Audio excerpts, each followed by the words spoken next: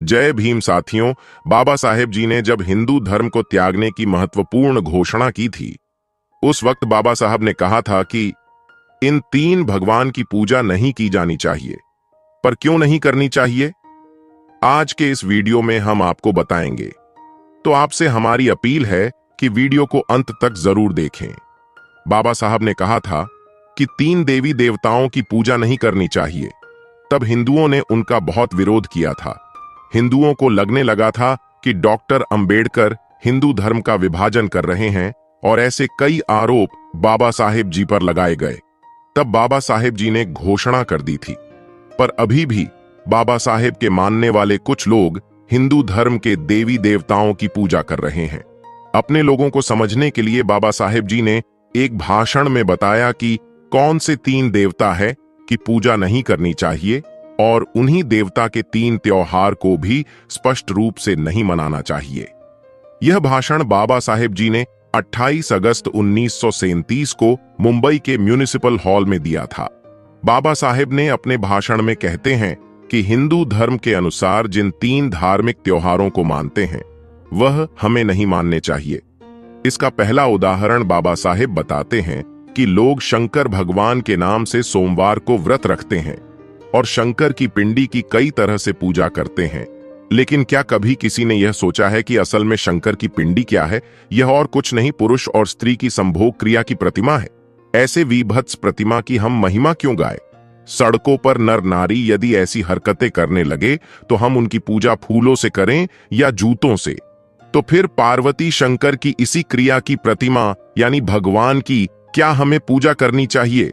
गणपति के साथ भी यही बात है। गणपति की कथा यह है कि एक बार पार्वती नहा रही थी। उस समय शंकर कहीं बाहर गए थे, इसलिए नहाते समय कोई रुकावट न आए, इसलिए पार्वती ने अपने बदन का मैल उतारकर उससे रक्षण करता गणपति को बनाया।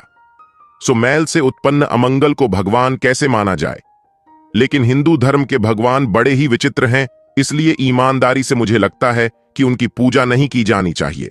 तीसरी बात है, दत्तात्रेय की अत्रि ऋषि की पत्नी अनुसया महान पतिव्रता है। ऐसा नारद ने ब्रह्मा, विष्णु, महेश इन तीन भगवानों की पत्नियों से कहा। अपने से अधिक पतिव्रता कोई हो या उनसे देखा नहीं गया। तब इन तीन महिलाओं ने अपने पतियों से कहा कि वह अनुसैया के पतिव्रता का हरण करें और पत्नियों की बात मानकर यह तीन वीर इस काम को अंजाम देने निकल पड़े। वे तीनों अनुसैया के घर गए, उसके पति को कुछ काम बताकर बाहर भेजा और खुद अनुसैया के साथ रहे। इस हवस से अनुसैया ने बच्चे को जन्म दिया। इस बालक का जनक तत्व देने के लिए उसके तीन सिरों की कल्पना की गई। दत्तात्रेय धर्मांतरण होने वाला है। मैंने यहां आंदोलन नहीं छोड़ा है, यह ध्यान में रखिए। कई हिंदू लोग मुझसे कहते हैं कि आपके धर्मांतरण की कल्पना के कारण हमारी आंखें खुल चुकी हैं, अब हम चौकन्ने हो गए हैं। आपके प्रांत हमारे कर्तव्यों में अब हम चूकेंगे नहीं, इसलिए धर्मांतरण का आंदोलन अब रोक दीजिए। लेकिन अब तक मैंने जो कुछ कहा है उन्हें वजहों के लिए यहां आंदोलन रोकना नहीं चाहता। आप पूरी तरह सोचिए, दूसरा धर्म अगर स्वीकारना है तो पूरी तरह जांच परख कर ही स्वीकारना होगा। उम्मीद करता हूं आगे से सभी महार जाति के लोग हर परिषद द्वारा किए गए प्रस्ताव के अनुसार ही पेश आएंगे।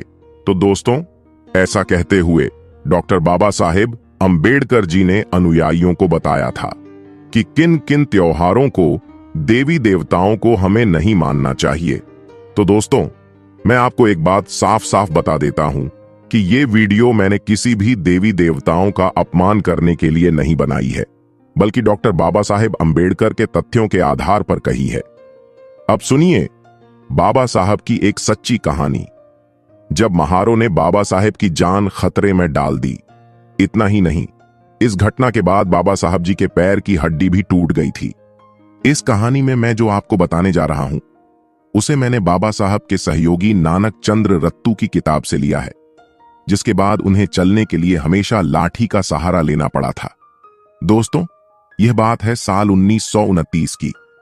मुंबई की सरकार ने पशुओं द्वारा किए गए शिकायतों की जांच करने के लिए एक समिति का गठन किया था। बाबा साहब भी उस समय समिति में सदस्य के तौर पर काम कर रहे थे। समिति के कार्य के लिए बाबा साहब जी को खानदेश भेजा गया था।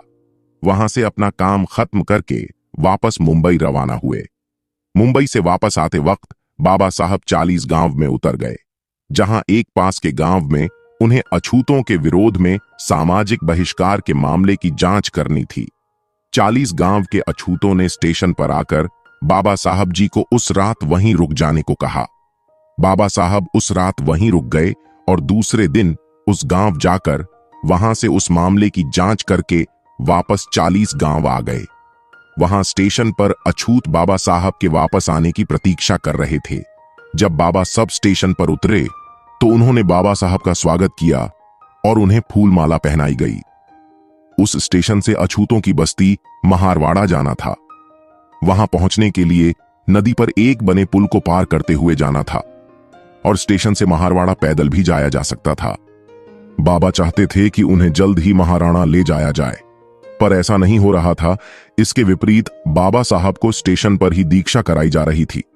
स्टेशन पर किराए से मिलने वाले तांगे भी वहां मौजूद थे, पर करीब 1 घंटे के बाद एक तांगा वहां लाया गया, जिसमें बाबा साहब बैठ गए। उस तांगे में तांगा चलाने वाला और बाबा साहब केवल 2 ही लोग थे और बाकी लोग एक छोटे मार्ग से पैदल ही निकल गए। तांगा वाला अभी 200 कदम ही नहीं चला था कि मोटरसाइकिल वाले से हटाने की टक्कर होते होते रह गई, जिसमें बाबा साहब को गंभीर चोट भी लग सकती थी। इस घटना से बाबा साहब आश्चर्य में पड़ गए कि रोज तांगा चलाने वाला आज इस तरह से तांगे को क्यों चला रहा है। आगे जैसे तैसे करके तांगा उस नदी पर बनाए गए पुलिया पर पहुंच गया। इस पुल पर दीवारें नहीं थीं, जो बहुत से पुलों पर होती हैं। तांगा पुल से जा ही रहा था कि अचानक घोड़ा बेकाबू हो गया और तांगे का पहिया एक पत्थर से इतनी जोर से टकराया कि बाबा साहब उछलकर तांगे से नीचे गिर गए। बाबा सब इतनी जोर से घिरे कि बेहोश हो गए।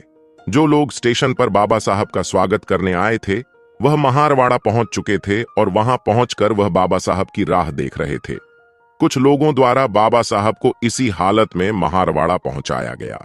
उन्हें कई चोटें आई थीं और उनके एक पैर की हड्डी टूट गई थी, जिस वजह से बाबा साहब कई दिनों तक चलने फिरने के योग्य नहीं थे। बाबा साहब सोच रहे थे कि उस पुल से तो रोज कई तांगे आते जाते होंगे, पर ऐसी घटना तो पहले कभी नहीं हुई।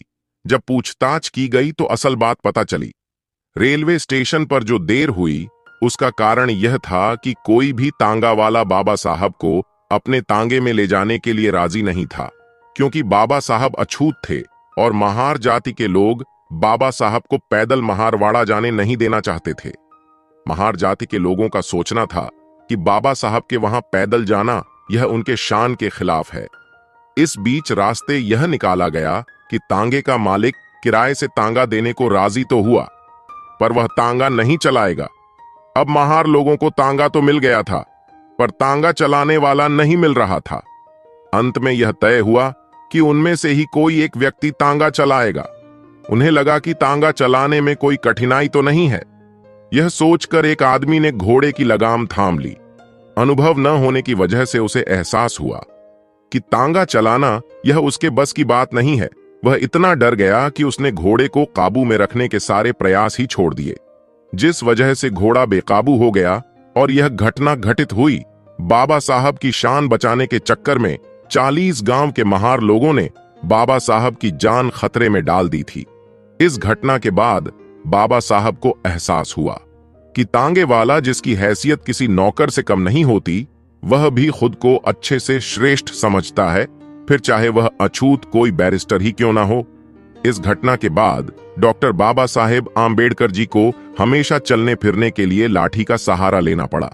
तो दोस्तों, यह कहानी भले ही ऊपर से किसी दुर्घटना की लगती हो, पर इस घटना का विश्लेषण करने पर पता चलता है कि बाबा साहब इतने बड़े विद्वान होने पर भी उनके साथ जातिवाद किया गया। और यह कोई एक घटना नहीं है, ऐसी अनेक घटनाओं का उदाहरण हमें बाबा साहब के जीवन से मिल जाएंगे। दोस्तों, आज की वीडियो में बस इतना ही। वीडियो पसंद आई हो तो एक लाइक करें और हाँ, कमेंट बॉक्स में जय भीम जरूर लिखें। इस चैनल पर मैं सिर्फ बाबा साहेब के जीवन से जुड़ी छोटी बड़ी सभी जानकारी लेकर आता रहता हूं। यदि आप बाबा साहब को पसंद करते हो और इनके बारे में और अधिक जानना चाहते हो तो हमारे भीमराव साहेब चैनल को सब्सक्राइब करें। वीडियो को पूरा देखने के लिए धन्यवाद। आपका दिन शुभ हो।